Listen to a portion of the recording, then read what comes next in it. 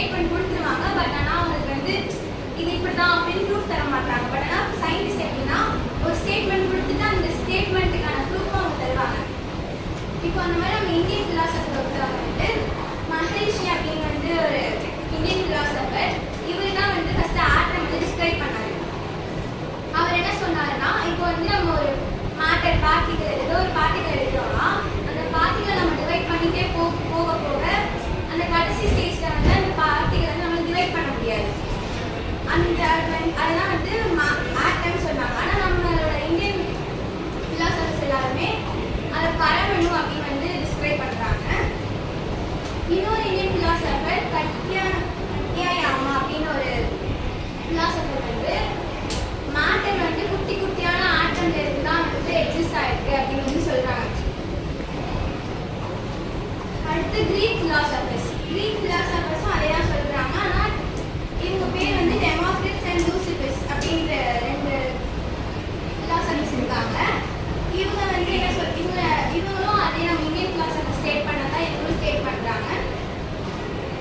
டெமோக்ரிட்ஸ் வந்து இந்த individual particles atoms அப்படின்னு சொல்றாங்க. நம்மளோட இந்தியன் ஃபிலாசபர்ஸ் வந்து அது பரமணுன்னு சொல்றாங்க.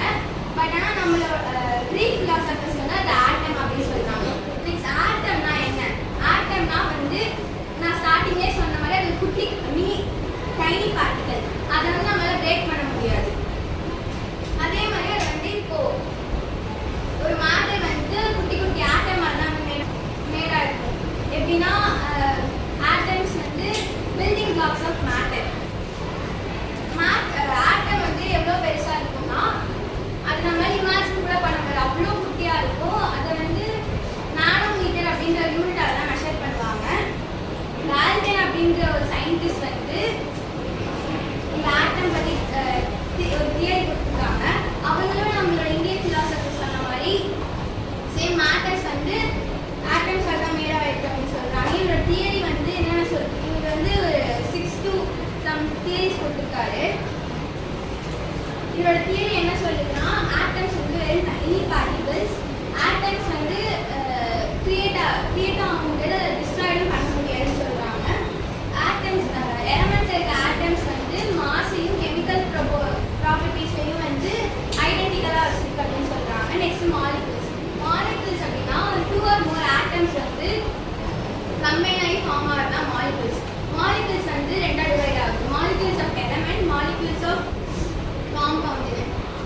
மாலிகுல்ஸ் ஆஃப் எலமெண்ட்னா ஒரு more than 2 ஆட்டம்ஸ் வந்து ஒரே எலமெண்ட்ல இருந்து ஃபார்ம் ஆகுதுன்னா வந்து